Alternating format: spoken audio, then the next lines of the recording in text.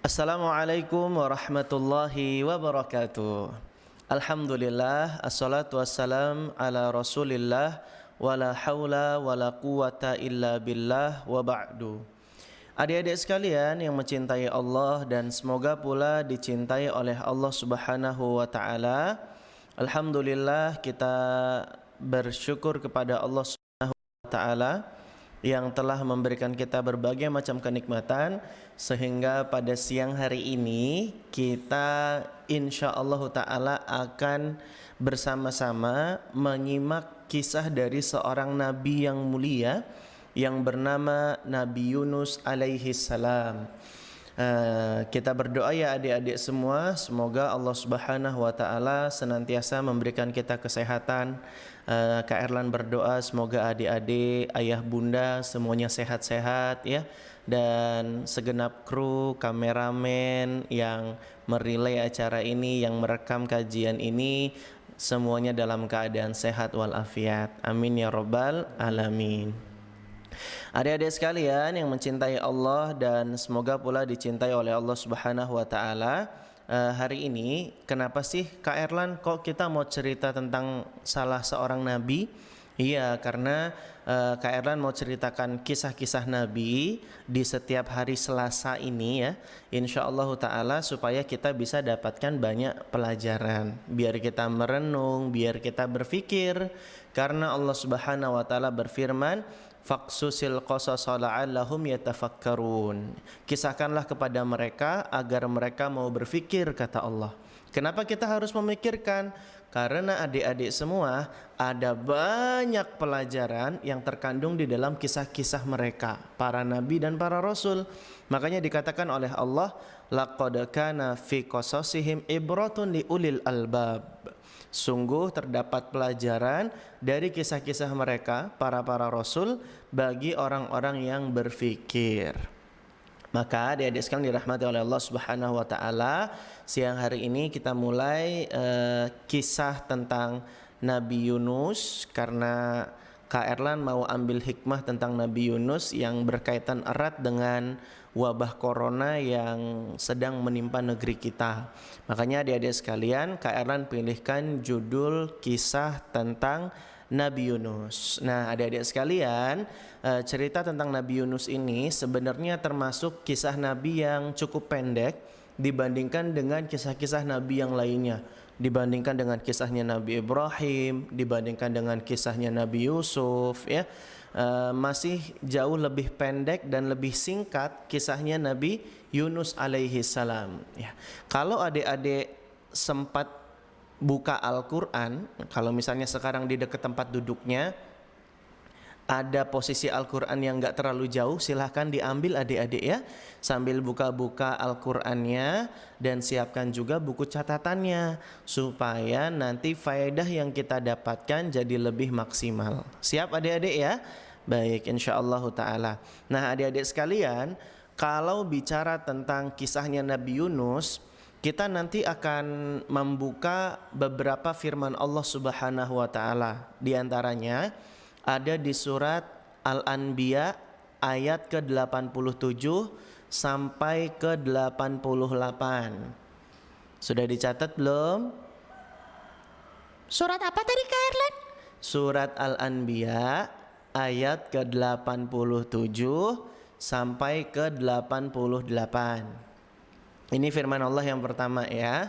Lalu kemudian di tempat yang lain ada juga kisah Nabi Yunus yang Allah ceritakan, yakni di Al-Quran surat As-Saffat ayat yang ke 139 sampai 148.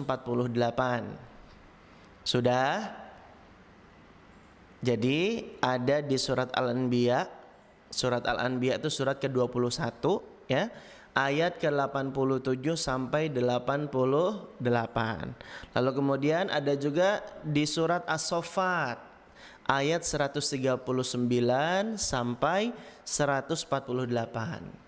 Dan kisah Nabi Yunus juga ada di surat Yunus ya, karena memang ada nama surat yang namanya persis dengan nama Nabi Yunus, yakni surat Yunus adik-adik ya, surat Yunus ayat ke-98.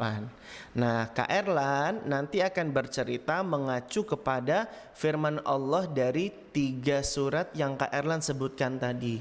Surat Al-Anbiya ayat 87 sampai 88, surat As-Saffat ayat 139 sampai 148, dan juga surat Yunus ayat ke-98. Kak Erlan, kenapa repot-repot nyebutin ayat-ayat itu sih Kak Erlan? Iya, karena rujukan kita bercerita adalah Al-Quran. Dan adik-adik tahu tidak, banyak sekali kisah-kisah di dalam Al-Quran. Al-Quran itu ada 3 kandungan utamanya. Yang pertama tentang tauhid, yang kedua tentang hukum atau syariat, yang ketiga tentang kisah-kisah. Nah, Kak Erlan sekarang mengambil sebagian cuplikan kisah di Al-Quran tentang sosok Nabi Yunus alaihi salam. Makanya Kak Erlan mau sebutkan biar adik-adik bisa tandai terlebih dahulu, sehingga nanti Kak Erlan jadi lebih enak berceritanya. Karena nanti Kak Erlan akan mengacu ke firman Allah tersebut di ayat-ayat yang Kak Erlan sampaikan kepada adik-adik semua. Nah, adik-adik sekalian yang dirahmati oleh Allah Subhanahu wa taala, Nabi Yunus itu adik-adik adalah di antara nabi yang diutus oleh Allah Subhanahu wa taala kepada Bani Israel. Karena Nabi Yunus itu sebenarnya adik-adik masih ada keturunan, masih ada garis keturunan dengan Nabi Yakub. Kan nama lainnya Nabi Yakub itu Israel adik-adik. Nah, makanya anak keturunannya Yakub dibilang Bani Israel. Nah, Nabi Yunus ini adik-adik sebenarnya dia nasabnya itu sampai kepada Nabi Yakub. Meskipun para ulama itu berbeda pendapat adik-adik tentang siapa sih sebenarnya kakeknya Nabi Yunus. Yunus ini punya bapak namanya Mata. Apa Kak Erlan? Mata? Iya, namanya sama kayak nama anggota indera kita ya adik-adik ya. Iya, Yunus bin Mata. Nama bapaknya Yunus adalah Mata. Nah, ulama itu berbeda pendapat adik-adik. Mata ini nama bapaknya siapa? Bapaknya Mata itu namanya siapa? Ada yang mengatakan nama bapaknya Mata itu adalah Lawi. Ada juga yang mengatakan bahwa nama bapaknya Mata adalah Benyamin. Tahu Benyamin? Benyamin itu saudara kandungnya Nabi siapa? Nabi Yusuf. Jadi kalau misalnya kita mengambil pendapatnya bahwa kakeknya Nabi Yunus namanya adalah Benyamin ya. Ini sebagaimana pendapatnya Ibnul Jauzi. Jadi garis nasabnya itu Yunus bin Mata bin Benyamin bin Yakub. Tuh, sampaikan ke Nabi Yakub. Ya, ini pendapatnya Ibnul Jauzi. Tapi ada juga ulama lain namanya Ibnu Asakir. Ibnu Asakir bilang kalau nasabnya Nabi Yunus itu adalah Nabi Yunus bin Mata bin Lawi bin Yakub. Nah, ini pendapat yang kedua.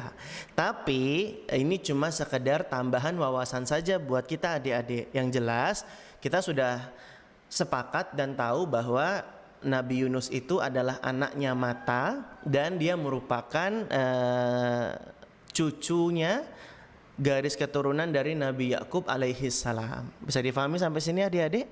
Bisa. Baik adik-adik sekalian dirahmati oleh Allah Subhanahu wa taala, Nabi Yunus itu adalah keturunannya Nabi Yakub. Dan Allah Subhanahu wa taala mengutus Nabi Yunus untuk berdakwah kepada sekelompok orang yang tinggal di daerah perkampungan yang namanya Ninawa. Apa nama daerahnya? Ninawa. Ninawa itu adalah perkampungan yang terletak di negeri Mosul. Negeri Mosul itu di dekat Kufah. Kufah itu kalau sekarang dia ada di negara Irak. Nah, Dedek sudah pernah ke Irak belum? Belum, sama Kak Erlan juga belum ya. Nah, jadi di Irak itu ada daerah namanya Kufah. Nah, di dekat Kufah itu ada Mosul. Nah, Mosul ini, di dalam Mosul itu ada perkampungan namanya Ninawa. Ada juga yang mengatakan cara bacanya Nainawi. Tapi yang Kak Erlan jumpai literatur yang lebih tepat bacanya Ninawa. Nanti Kak Erlan coba telusuri lagi dari kitab Mu'jam Al-Buldan ya, bagaimana cara membaca yang lebih tepat. Ala kulli hal adik-adik sekalian dirahmati oleh Allah Subhanahu wa taala, Jadi ternyata Nabi Yunus itu diutus oleh Allah Subhanahu wa taala di sebuah daerah di negeri Irak ya, di dekat Kufah lebih tepatnya. Dan adik-adik sekalian dirahmati oleh Allah Subhanahu wa taala, penduduk di Ninawa tersebut adalah orang-orang yang berpaling dari Allah dan mereka semua menyembah berhala, adik-adik. Makanya Allah mengutus Rasul yakni Nabi Yunus alaihi salam untuk mendakwahi mereka supaya mereka bertauhid dan mau menyembah Allah Subhanahu wa taala semata.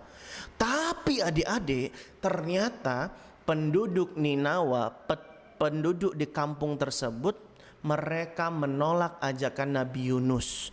Mereka justru malah mengingkari, menghina dan mengolok-olok Nabi Yunus alaihi salam.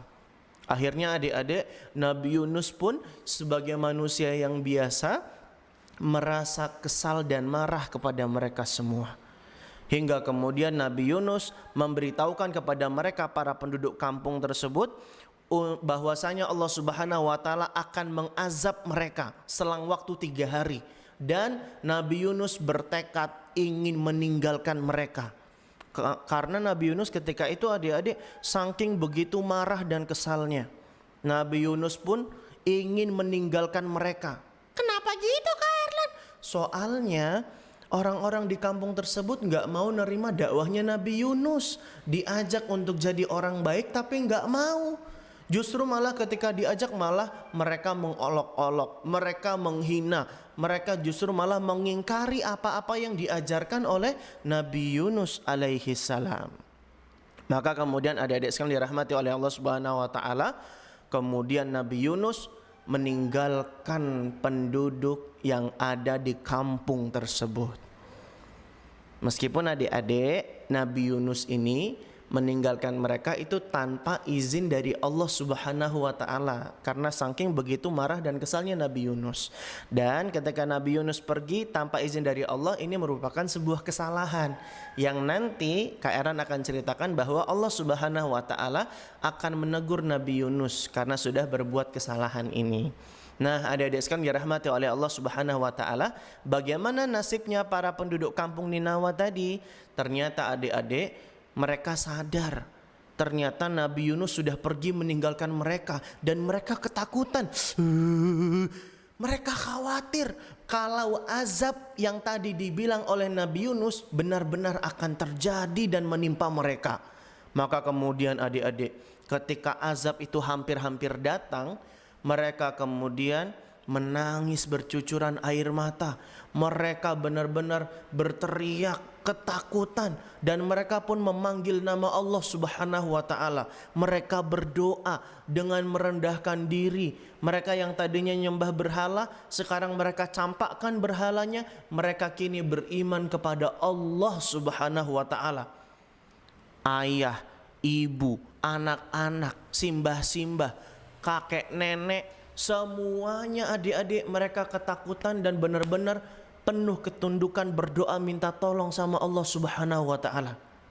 Lantas kemudian adik-adik sekalian, Allah Subhanahu wa taala menyelamatkan mereka karena mereka kini sudah menjadi orang yang beriman. Makanya Allah berfirman, "Falawla kanat qaryatun amanat fanafa'aha imanuha illa qauma Yunus lama amanu kasyafna anhum adzabal khizyi fil hayatid dunya wa mata'nahum ila hin." Dan mengapa tidak ada penduduk suatu kota yang beriman lalu imannya itu bermanfaat kepadanya selain kaum Yunus? Tatkala kaumnya Yunus itu mereka beriman, apa kata Allah? Kasyafna anhum adzabal khizyi fil hayatid dunya. Maka kami hilangkan dari mereka azab yang menghinakan mereka dalam kehidupan dunia. Adik-adik sekalian, maka kemudian azab itu tidak jadi Allah timpakan kepada kaumnya Nabi Yunus. Tapi adik-adik sekalian yang dirahmati oleh Allah Subhanahu wa taala, Nabi Yunus tetap meninggalkan kaumnya. Nabi Yunus akhirnya pergi meninggalkan mereka semua tanpa izin dari Allah Subhanahu wa taala.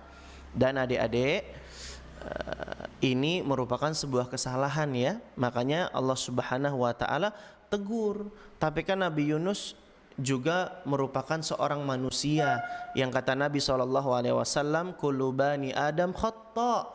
Setiap anak Adam itu pasti pernah berbuat kesalahan. Betul? Iya, setiap manusia itu pasti punya dosa, pasti punya kesalahan. Tidak terkecuali juga dengan Nabi Yunus alaihi salam. Ya. Dan adik-adik sekalian dirahmati oleh Allah Subhanahu wa taala, kita lihat bagaimana kelanjutan ceritanya. Nabi Yunus memang dia sudah tahu kalau penduduk ataupun kaumnya yang tinggal di perkampungan Ninawa tadi sudah bertaubat dan beriman kepada Allah Subhanahu wa taala, tapi Nabi Yunus kemudian meninggalkan mereka karena saking marahnya Nabi Yunus alaihi salam. Maka dikatakan di surat Al-Anbiya ayat yang ke-87, idzahaba mughadiban. Ketika Nabi Yunus itu pergi dalam keadaan marah. Dan firman Allah Subhanahu wa taala juga menceritakan id abaqa ilal fulkil mashhun. Lantas kemudian karena Nabi Yunus itu ingin meninggalkan kaumnya, Nabi Yunus itu berlari ke kapal, ke sebuah kapal yang sudah penuh dengan muatan, adik-adik. Jadi bayangin ada kapal, di kapalnya itu sudah ramai orang, sudah banyak barang muatan. Maka kemudian adik-adik, Nabi Yunus naik kapal yang penuh dengan muatan tersebut. Dalam rangka apa? Iya, dalam rangka apa, Kak Erlan? Karena Nabi Yunus ingin meninggalkan kaumnya yang sudah sering kali menolak dan menghina Nabi Yunus alaihissalam yang mengajak mereka pada kebaikan. Adik-adik sekalian dirahmati oleh Allah Subhanahu wa taala, maka kemudian berlayarlah Nabi Yunus alaihissalam menaiki sebuah kapal. Tiba-tiba badai terjadi, adik-adik. Angin berhembus kencang. Kapalnya bergoyang, oleng seolah-olah hampir tenggelam. Adik-adik sekalian, itu adalah kondisi yang sangat menakutkan dan sangat menegangkan. Orang-orang yang ada di kapal yang dinaiki oleh Nabi Yunus alaihissalam, mereka semua dalam keadaan penuh dengan ketakutan. Angin berhembus kencang, badai datang, ombaknya datang menerjang begitu tinggi, begitu keras, sampai-sampai membuat kapalnya itu oleng dan hampir-hampir tenggelam. Maka adik-adik sekalian dirahmati oleh Allah Subhanahu wa taala, ketika orang-orang menyadari kapalnya ini sudah hampir tenggelam, maka kemudian orang-orang itu pun membuang barang-barang muatan yang ada di kapal ke dalam lautan. Wah, ini ada barang, dibuang. Wah, ini ada barang, dibuang semua, adik-adik. Dalam rangka apa? Supaya apa, Kak Erlan? Supaya kapalnya jadi tenang, tidak goyang-goyang dan menenggelamkan semua orang. Barang-barang muatan sebagian besar sudah dibuang, adik-adik. Tapi ternyata kapalnya masih goyang-goyang, oleng dan hampir tenggelam. Maka dikala suasana yang sangat mencekam dan menegangkan tersebut, salah seorang dari mereka pun mengusulkan bahwa harus ada satu orang yang dia dilemparkan ke lautan. Kenapa gitu, Kak Erlan? Supaya kapalnya tidak lagi oleng dan kapalnya bisa kembali tenang dan bisa melanjutkan perjalanan berlayar di lautan. Hah? Gitu ya, Kak Erlan? Iya, adik-adik sekalian dirahmati oleh Allah Subhanahu wa taala. Akhirnya pun mereka pun berundi, adik-adik. Berundi harus memilih satu orang yang dilemparkan ke dalam lautan. Ih, Kak Erlan, kok kejam banget? Ya, ini karena mengamalkan kaidah akhaful darurain. Apa itu, Kak Erlan? Berat banget bahasanya. Akhaful darurain itu memilih bahaya yang lebih ringan, memilih darurat ataupun bahaya musibah yang lebih ringan. Daripada kapalnya tenggelam semua orang meninggal, mendingan satu orang saja dilemparkan ke lautan supaya orang-orang yang ada di dalam kapal, ibu-ibu yang masih punya anak bayi, seorang ayah yang punya anak dan cucu, mereka semua bisa selamat. Makanya lebih baik mengambil mudorot yang lebih ringan, yaitu mereka ingin melemparkan satu orang dari sebagian mereka, dilemparkan ke dalam lautan. Maka kemudian mereka pun memutuskan untuk memilih satu orang ini dengan cara berundi. Apa itu berundi, Kak Erlan? Ya semacam kayak dipilih secara acak, diundi, ditentukan siapa yang layak untuk dilemparkan ke dalam lautan. Mereka pun kemudian berundi. Ketika dilihat nama yang keluar dari hasil undian tersebut adalah siapa coba adik-adik? Yunus bin Matta. Semua orang di kapal itu kaget adik-adik. Aduh, kenapa nama yang keluar adalah Yunus bin Matta? Dia kan utusan Allah, dia ini orang baik. Jangan dia yang dilemparkan ke dalam lautan. Maka mereka pun karena tidak menerima hasil ini, orang-orang yang ada di kapal itu pun menyuruh untuk mengulang undian itu lagi. Diundi lagi. Keluar namanya, yang baca kaget lagi. Yang keluar namanya Yunus bin Matta. Orang-orang kaget lagi. Ekspresi kagetnya gitu ya adik-adik ya. Orang-orang gak terima. Aduh, jangan dia itu utusan Allah, dia Rasul Allah. Dia orang baik di antara kita, jangan dia yang dilemparkan ke lautan. Oh, Nabi Yunus sudah mulai ancang-ancang siap dilemparkan ke lautan, tapi orang-orang masih tidak terima dengan kenyataan. Masa iya Nabi Yunus disuruh dilemparkan ke dalam lautan? Maka baiklah, akhirnya mereka sepakati untuk melakukan undian sekali lagi. Jadi mengundinya berapa kali adik-adik? 3 kali. Di undian yang ketiga, dengan perasaan yang sangat tegang,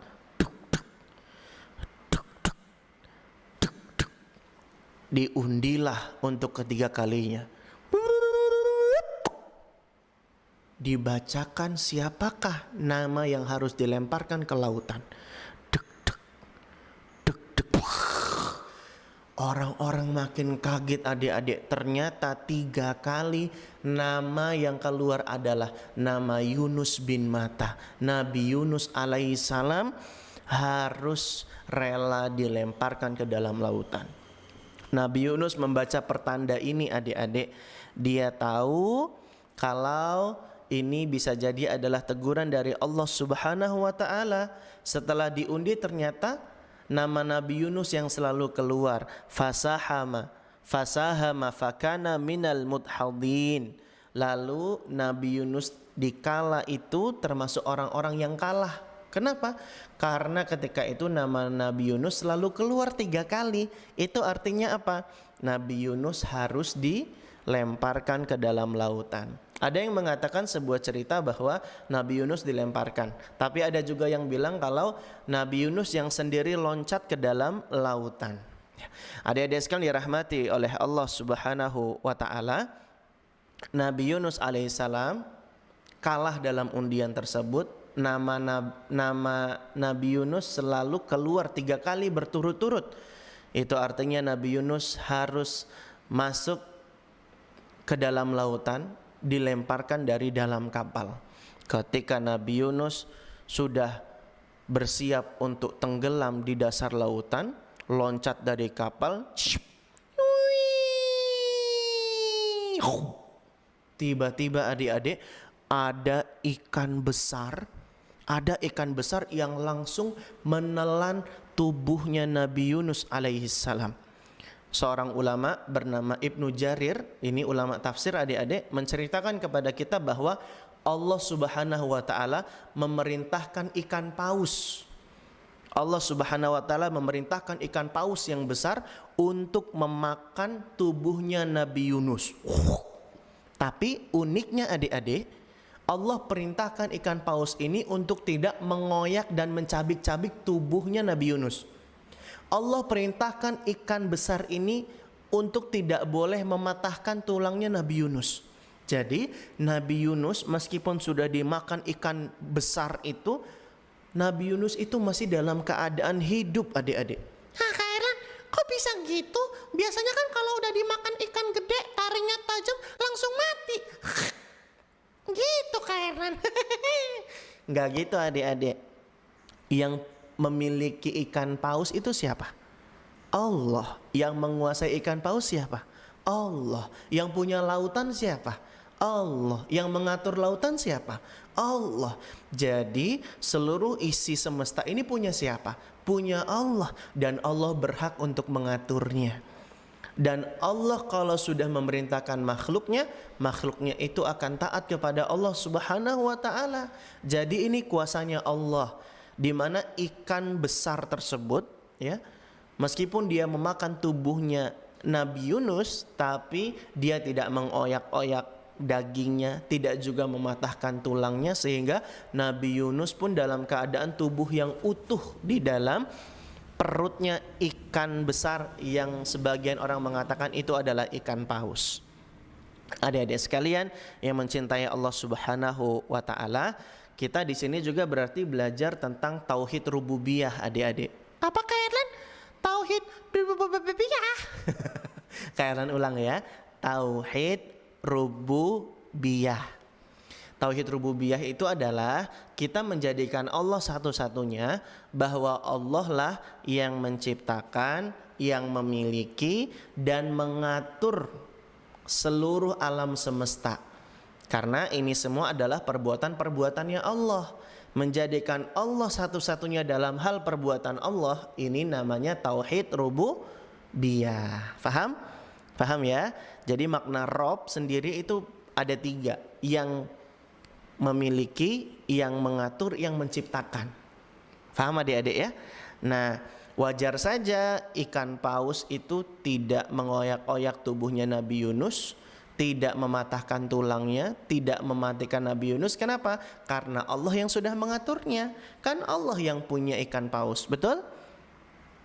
Wajar juga kenapa Nabi Yunus alaihissalam kok dimakan ikan, bukan dimakan sama cumi-cumi atau ubur-ubur. Kenapa coba adik-adik? Ya karena itu kuasa dan Allah yang sudah mengaturnya, ingin memberikan pelajaran yang besar kepada kita semua.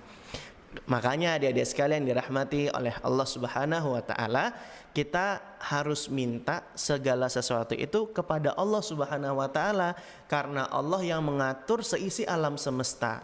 Makanya kalau kita pengen sesuatu, mintanya sama siapa? Sama Allah.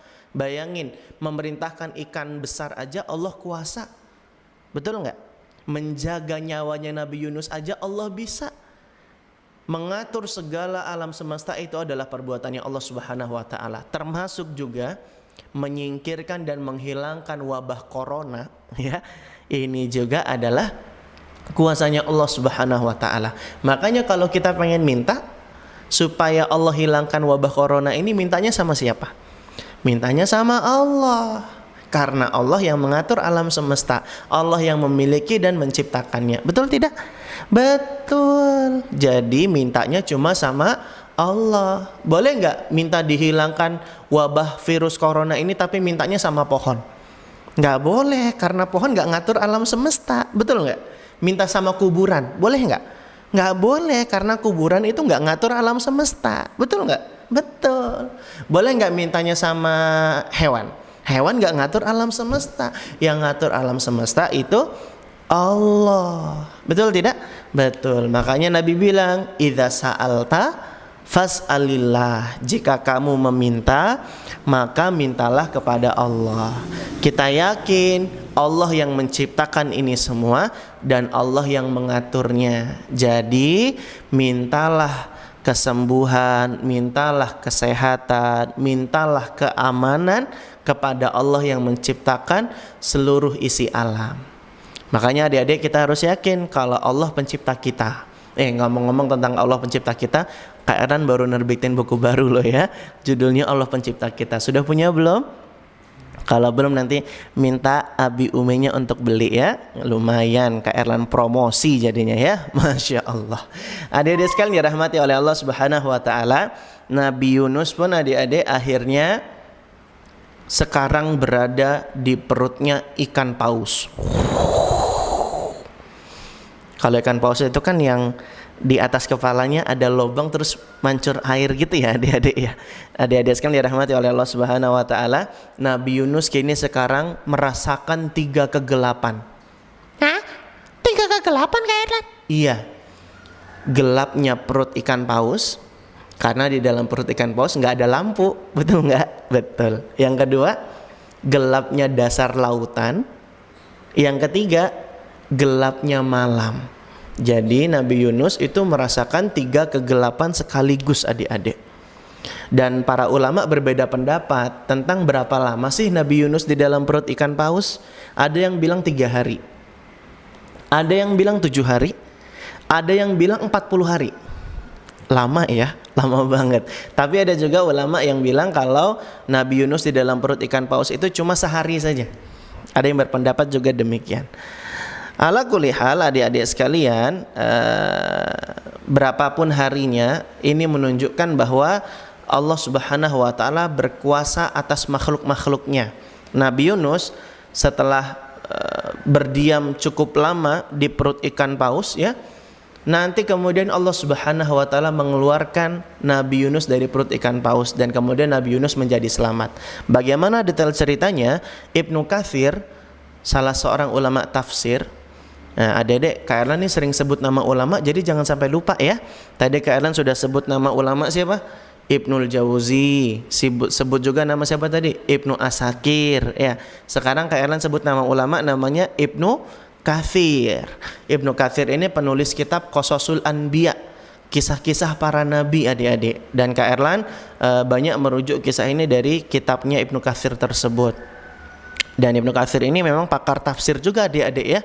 Dan banyak sekali tafsir-tafsiran beliau yang menjadi rujukan utama kaum muslimin saat ini. Ibnu Katsir adik-adik menyebutkan cerita bagaimana Nabi Yunus alaihi salam berada di perut ikan paus secara lebih detail adik-adik. Ya. Ibnu Katsir menceritakan bahwa saat Nabi Yunus di perut ikan paus di dasar lautan, ini ada ikan paus gede nih berada di dasar lautan ya.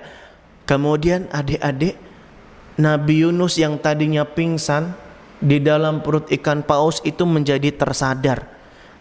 Kenapa bisa tersadar Kak Erlan? Karena Nabi Yunus mendengar suara tasbihnya ikan-ikan kecil yang berenang di dasar lautan. Ibnu Katsir yang menceritakan ini adik-adik, bagaimana Nabi Yunus tersadar karena mendengar suara ikan yang sedang bertasbih. Hah?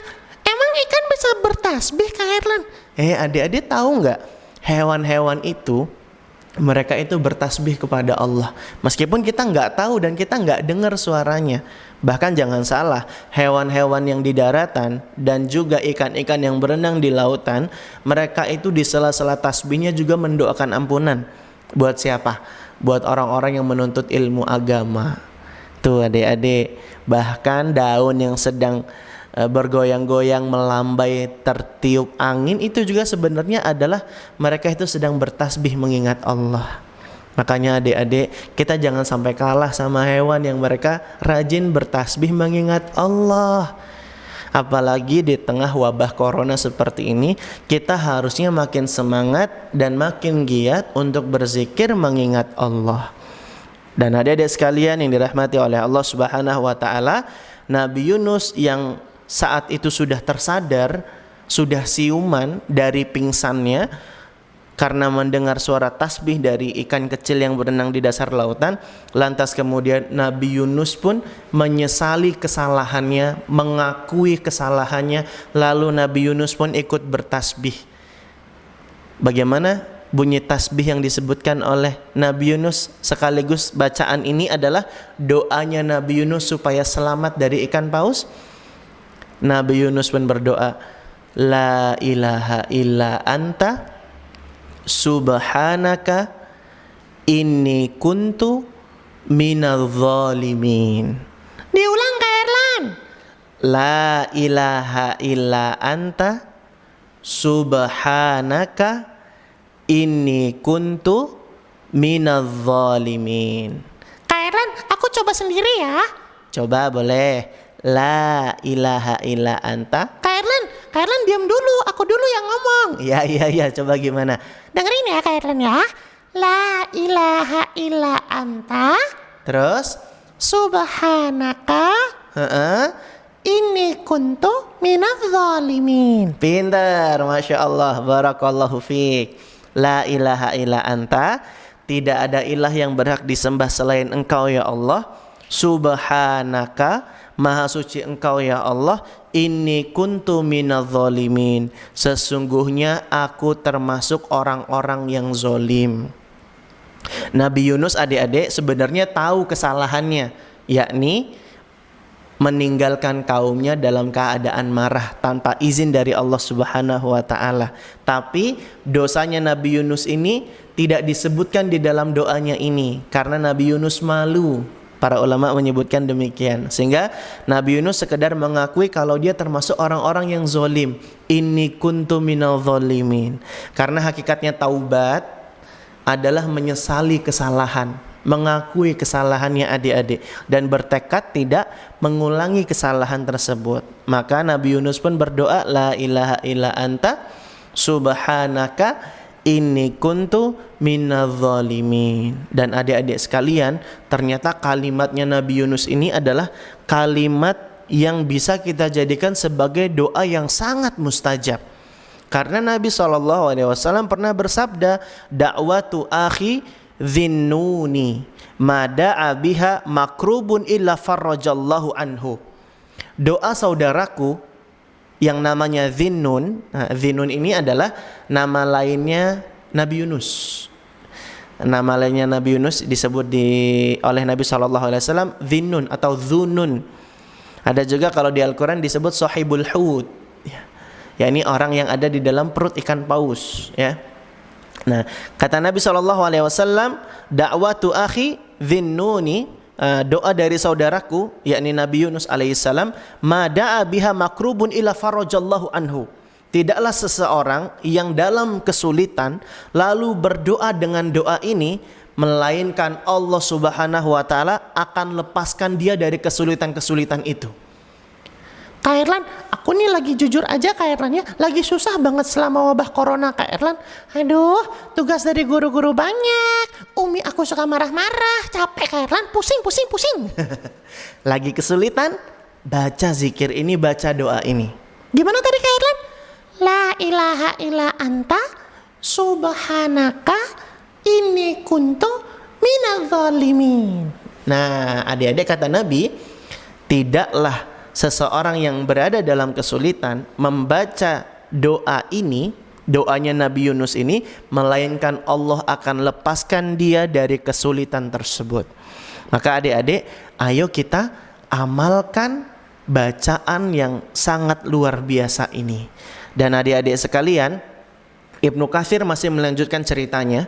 Ketika Nabi Yunus sudah berzikir di dalam perut ikan paus, mengucapkan la ilaha illa anta subhanaka inni kuntu minadz zalimin, para malaikat itu mendengar bacaan ini adik-adik.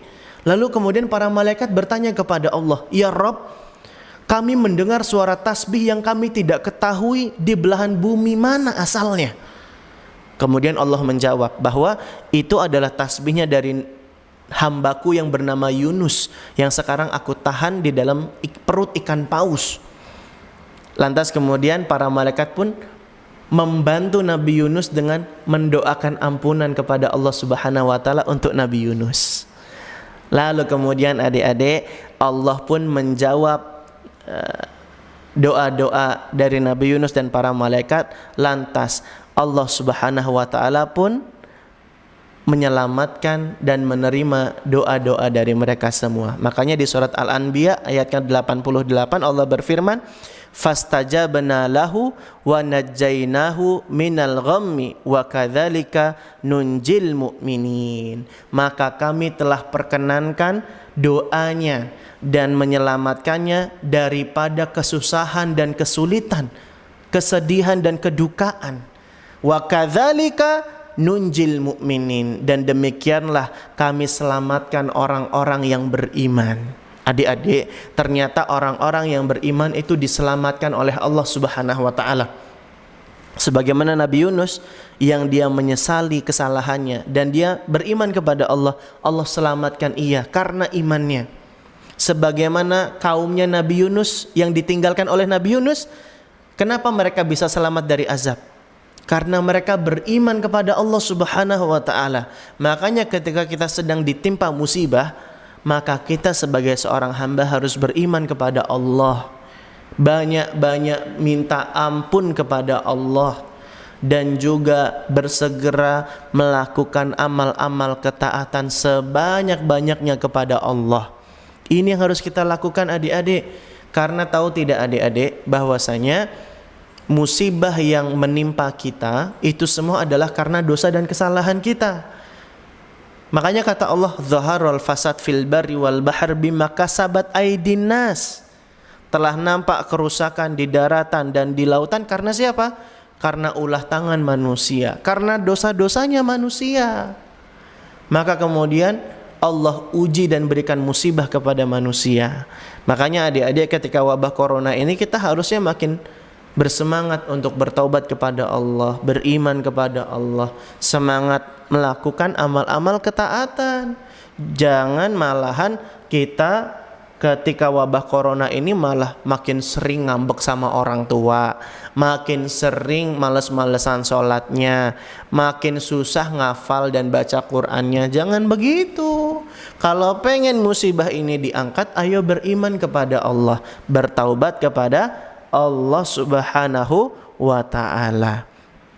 Kalau kita sudah beriman, maka insya Allah Allah akan angkat wabah ini adik-adik. Makanya penting banget ya kita beriman kepada Allah dan selalu mengingat-ingat Allah. Lihat bagaimana Nabi Yunus dengan zikirnya adik-adik sekalian, kemudian Allah menyelamatkan Nabi Yunus alaihissalam setelah berzikir dan banyak mengingat Allah Subhanahu wa ta'ala. Dan kalau kita telaah lagi di ayat di surat As-Saffat, ternyata adik-adik Allah juga menyelamatkan Nabi Yunus itu karena sebab Nabi Yunus dulu adalah orang-orang yang selama hidupnya adalah orang-orang yang taat kepada Allah Subhanahu wa ta'ala. Karena dulu sebelum dimakan ikan paus, ya, sebelum di perut ikan yang besar itu, Nabi Yunus itu termasuk hamba Allah yang rajin mengingat Allah, giat berzikir dan beribadah kepada Allah. Makanya di surat As-Saffat ayat yang ke-143 sampai 144 Allah berfirman, "Falaula annahu kana minal musabbihin lalabitha fi batnihi ila yaumi yub'atsun." Kata Allah, kalau sekiranya dulu dia tidak termasuk orang-orang yang banyak mengingat Allah, niscaya dia akan tetap berada di perut ikan itu sampai hari kebangkitan. Sampai hari kiamat adik-adik. Tapi kata Allah, falaula annahu kana minal musabbihin. Kalau sekiranya kana, ada kata kana di sini adik-adik ya. Nanti kalau adik-adik sudah belajar bahasa Arab, adanya kata kana itu memberikan makna madhi, memberikan makna yang sudah berlalu. Artinya Allah pengen bilang bahwa Nabi Yunus itu dulunya adalah orang-orang yang termasuk menjadi hamba Allah yang taat, yang rajin mengingat Allah. Minal musabbihin, dia suka bertasbih mengingat Allah. Makanya ketika dia dalam keadaan lapang, sebelum mengalami kesempitan dimakan ikan paus, dia banyak bertasbih mengingat Allah. Maka kemudian Allah menyelamatkan Nabi Yunus alaihissalam. Ada hikmah apa di sini? Hikmahnya adalah kita harus mengingat Allah di kala lapang, biar Allah bisa menjaga kita di saat kita sempit. Kita mengingat Allah di saat kita sedang merasakan kemudahan, supaya Allah melindungi kita ketika kita mengalami kesusahan. Ihfadzillaha yahfadzka. Jagalah Allah, maka Allah akan menjagamu. Maksudnya menjaga Allah apa Kak Erlen? Allah kan yang ngejagain kita. Maksudnya menjaga Allah itu menjaga agamanya Allah, menjalankan ibadah-ibadah yang disuruh sama Allah. Kalau kita sudah semangat beribadah, nanti Allah yang menjaga kita. Gitu adik-adik.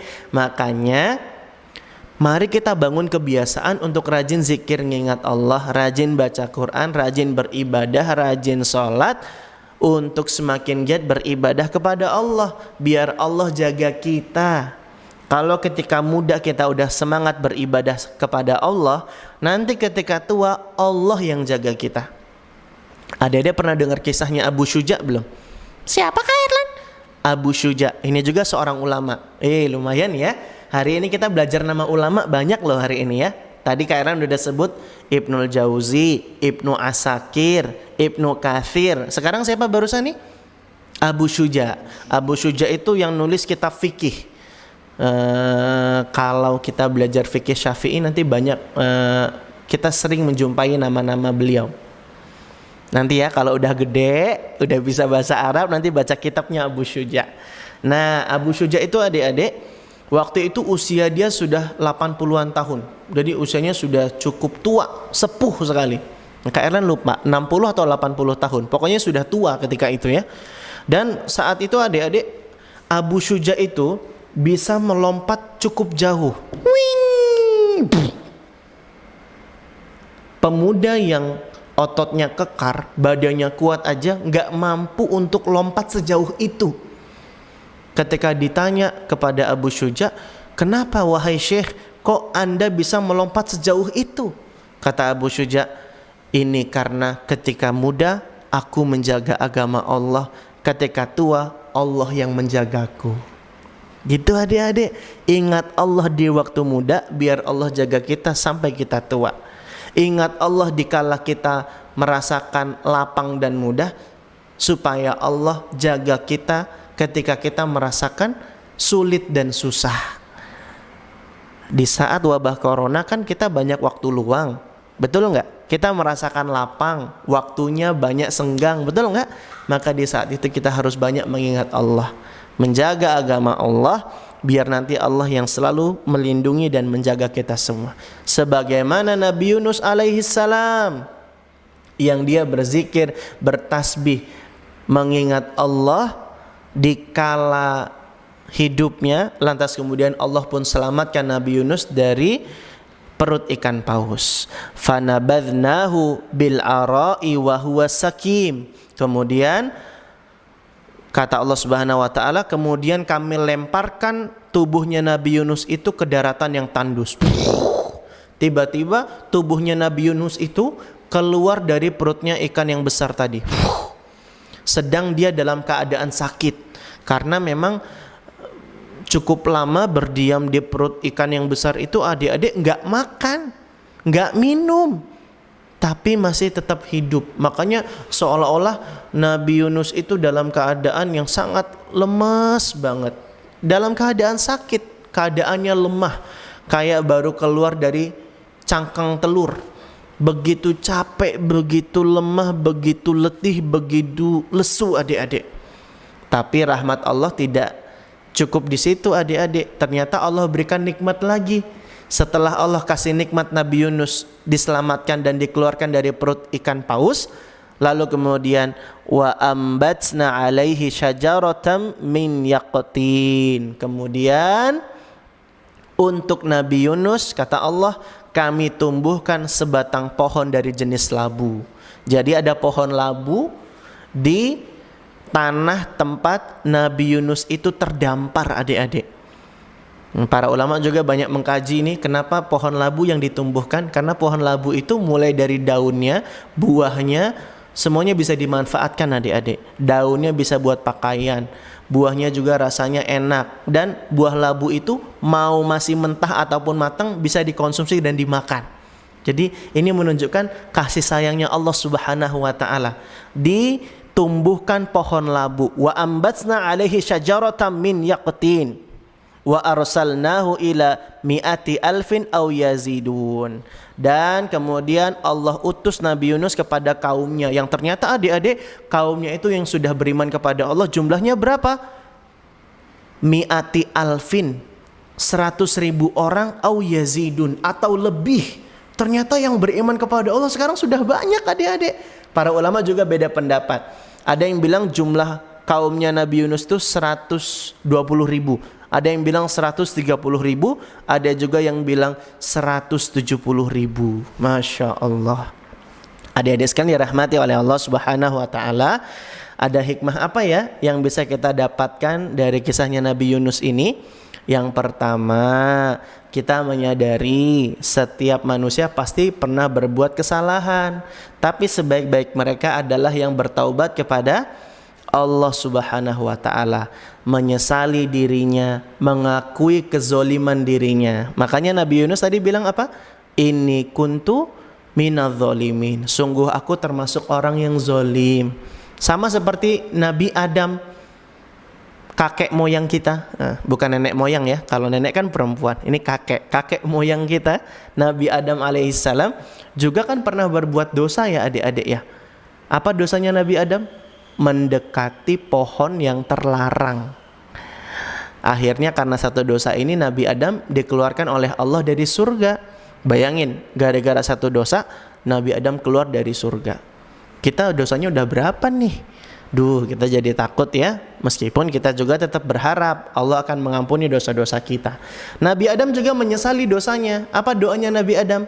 Rabbana dzolamna anfusana wa illam taghfir lana wa tarhamna lanakunanna minal khasirin. Wahai Rabb kami, sungguh kami telah menzolimi diri-diri kami. Sekiranya Engkau tidak mengampuni dan merahmati kami, sungguh kami termasuk orang yang merugi. Ini Nabi Adam juga mengakui kesalahan dan kezolimannya, dan dia bertaubat kepada Allah Ta'ala. Seperti Nabi Yunus. Nabi Yunus juga bertasbih kepada Allah, mengakui kesalahannya, lalu Allah ampunkan dosa-dosanya. Ini yang pertama. Jadi adik-adik, kalau kita sudah berbuat salah, langsung istighfar, minta ampun kepada Allah Subhanahu wa ta'ala. Yang kedua, ternyata karena iman orang-orang jadi bisa terselamatkan. Kaumnya Nabi Yunus nggak jadi kena azab gara-gara apa? Gara-gara mereka beriman. Betul tidak? Betul. Bagaimana Allah menyelamatkan mereka dari azab? Karena mereka menjadi orang yang beriman. Illa qauma Yunus lamma amanu, kata Allah. Kecuali kaumnya Nabi Yunus yang mereka beriman, kasyafna anhum adzabal khizyi fil hayatid dunya, maka Allah hilangkan dari mereka azab yang menghinakan dalam kehidupan dunia. Makanya adik-adik harus jadi orang yang beriman. Dan yang ketiga, hikmahnya apa adik-adik? Harus semangat mengingat Allah, beribadah kepada Allah di kala muda dan di kala lapang. Supaya apa? Supaya Allah yang jaga dan selamatkan kita ketika kita menghadapi kesempitan, dikala kita tua, dikala kita susah. Makanya adik-adik, belajar di rumah adalah kesempatan baik buat kita semua untuk makin giat berzikir, mengingat Allah Subhanahu wa ta'ala. Siap adik-adik? Insya Allah. Inilah sedikit hikmah yang bisa Kak Erlan ceritakan dari kisahnya Nabi Yunus alaihissalam. Ada kuisnya nih. Kuisnya adalah coba ketik di kolom komentar dari video yang adik-adik tonton bersama. Coba ketik di kolom komentar apa kalimat tasbih yang dibaca oleh Nabi Yunus alaihissalam di dalam perut ikan yang besar. Apa tadi coba? Masih ingat nggak?